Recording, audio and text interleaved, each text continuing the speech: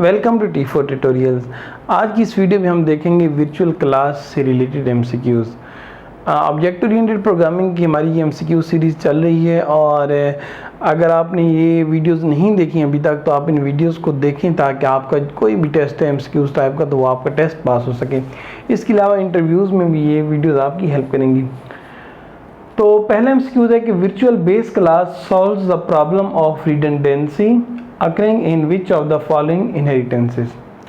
हमारे पास कुछ ऑप्शंस हैं और हमसे ये पूछा जा रहा है कि एक रिडंडेंसी का प्रॉब्लम अकर होता है, तो ये रिडंडेंसी का प्रॉब्लम जो है वो इनमें से कौन सी इनहेरिटेंस में अकर होता है जिस प्रॉब्लम को वर्चुअल क्लास की मदद से हम सॉल्व करते हैं। तो करेक्ट आंसर है मल्टीपल इनहेरिटेंस। ज़रा इसको देख लेते हैं। मिसाल के तौर पर ये देखें, ये हमारे पास एक पेरेंट क्लास है, ये हमारे पास इस पेरेंट की दो चाइल्ड क्लासेस हैं, क्लास बी और क्लास सी, और इन दोनों पेरेंट्स की एक और क्लास है जो कि चाइल्ड है क्लास डी। अब होता क्या है कि अगर हम वर्चुअल क्लास यूज़ नहीं करते तो वर्चुअल क्लास के बगैर अगर हम अपना प्रोग्राम करने की कोशिश करते हैं तो अगर कोई एक ऐसा वेरिएबल है, कोई ऐसा डाटा मेंबर है जो कि क्लास ए इनहेरिट करके दे रही है क्लास बी को, और वही सेम डाटा मेंबर अगर क्लास ए क्लास सी को भी इनहेरिट करके दे रही है, तो अब अगर वही डाटा मेंबर क्लास डी को चाहिए होगा तो क्लास बी से दे देगी और क्लास सी बी से दे देगी। तो यहाँ पर प्रॉब्लम आता है रिडंडेंसी का प्रॉब्लम आता है, जिसका यहाँ पर इस MCQs में जिक्र है कि रिडंडेंसी।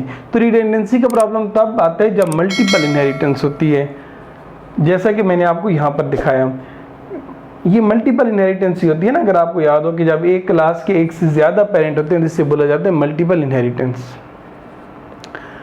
ओके, तो अब हम कहते हैं कि हमने ये काम नहीं करना कि वही डाटा मेंबर जो क्लास ए से इनहेरिट होकर इन दोनों के पास आया और फिर ये अपनी चाइल्ड को दें। हम चाहते हैं कि हम ऐसा ना करें, तो हम ऐसा नहीं करते। तो हम क्या करते हैं, हम अपनी क्लास ए को बनाते हैं वर्चुअल क्लास, और अगर क्लास डी को अपने इस पेरेंट के पेरेंट से कोई डाटा चाहिए तो वर्चुअली वो डाटा एक्सेस हम कर सकते हैं। ये देखें ना, ये क्लास ए से वर्चुअली डाटा यहाँ तक एक्सेस किया जा सकता है। तो इस तरीके से वर्चुअल क्लास काम करती है।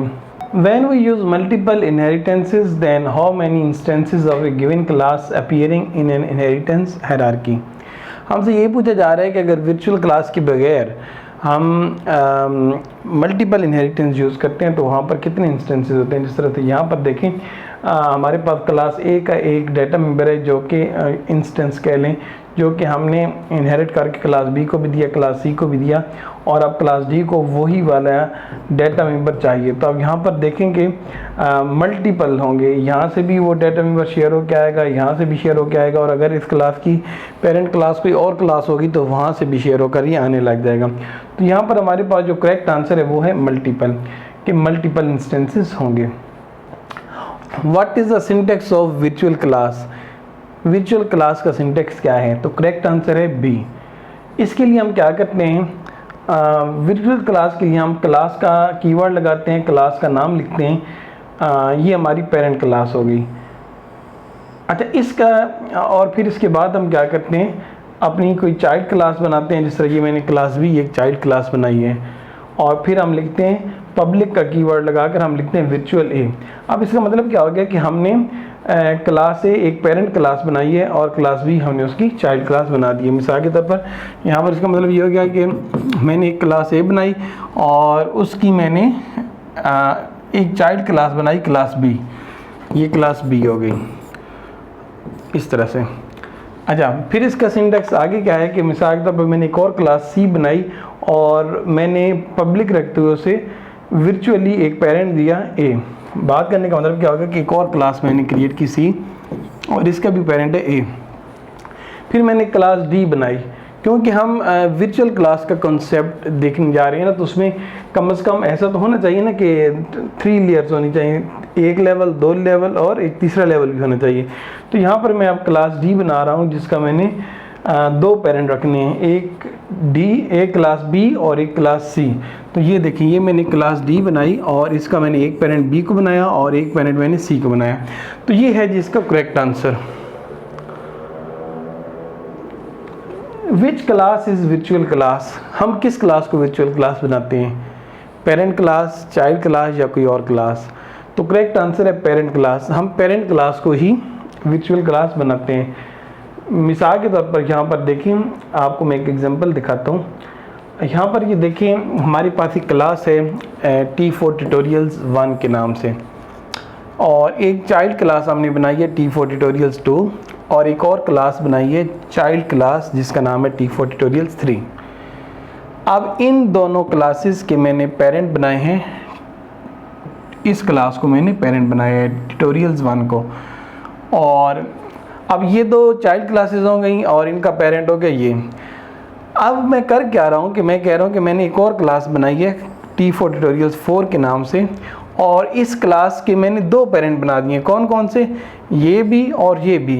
इस क्लास के ये दो क्लासेस पेरेंट होंगे, और इन दो क्लासेस की पेरेंट कौन सी क्लास होगी, ये क्लास होगी। तो अब ये जो मैंने क्लास बनाई है इसके मैंने दो पेरेंट बना दिए, एक ये क्लास और एक ये क्लास, यानी कि इस क्लास के पेरेंट मैंने इसको बनाया और इसको बनाया।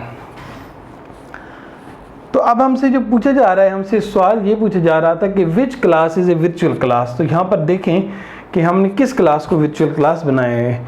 तो साफ जाहिर है कि यहाँ पर ये देखें, हम ये जो ट्यूटोरियल्स T4 ट्यूटोरियल्स 1 की क्लास, हम इसी को वर्चुअल बनाते जा रहे हैं। देखें ना, virtual T4 tutorials 1, virtual T4 tutorials 1, यानी कि जो हमारी टॉप मोस्ट पेरेंट क्लास है हमने उसको वर्चुअल बनाया है। तो यहाँ पर जो करेक्ट आंसर होगा वो होगा पेरेंट क्लास। हमारा नेक्स्ट एमसीक्यूज है कि virtual class is defined by writing a keyword virtual in which of the following class। Parent class को तो हमने वर्चुअल क्लास बना दिया, लेकिन वर्चुअल का कीवर्ड हम कहाँ लिखेंगे, क्या पेरेंट में लिखेंगे या चाइल्ड क्लास में जाके लिखेंगे।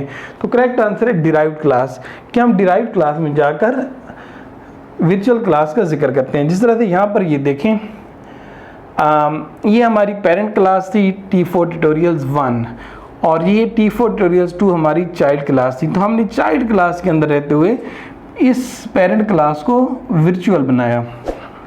करेक्ट आंसर हो गया जी डिराइव्ड क्लास। अच्छा, इसके अलावा ये तो वर्चुअल क्लास से रिलेटेड कुछ एमसीक्यूज थे। अब किसी भी टेस्ट में आप चले जाएं, अगर वर्चुअल क्लास से रिलेटेड कोई एमसीक्यूज आएगा तो मैं आपको गारंटी देता हूँ कि वो इन्हीं कॉन्सेप्ट्स में से ही आएगा जो कॉन्सेप्ट्स अभी हमने इस वीडियो में देखे हैं। इसके अलावा कोई भी और एमसीक्यूज वर्चुअल क्लास में से नहीं आने लगा। हाँ, यहाँ पर ये ज़रूर है कि अगर वर्चुअल फंक्शन से रिलेटेड कोई आपसे एमसीक्यूज पूछा जा सकता है तो वर्चुअल फंक्शन से रिलेटेड एमसीक्यूज की मैंने एक अलग से वीडियो बनाई है जिसमें मैंने बहुत सारे वर्चुअल फंक्शंस की एमसीक्यूज आपको समझाए हैं डिटेल में, उसको भी ज़रूर देखिएगा ताकि वर्चुअल क्लास या वर्चुअल फंक्शन इन दोनों में से किसी भी टॉपिक में से एमसीक्यूज आए तो आपका एमसीक्यूज ठीक होना चाहिए। शुक्रिया, खुदा हाफिज़।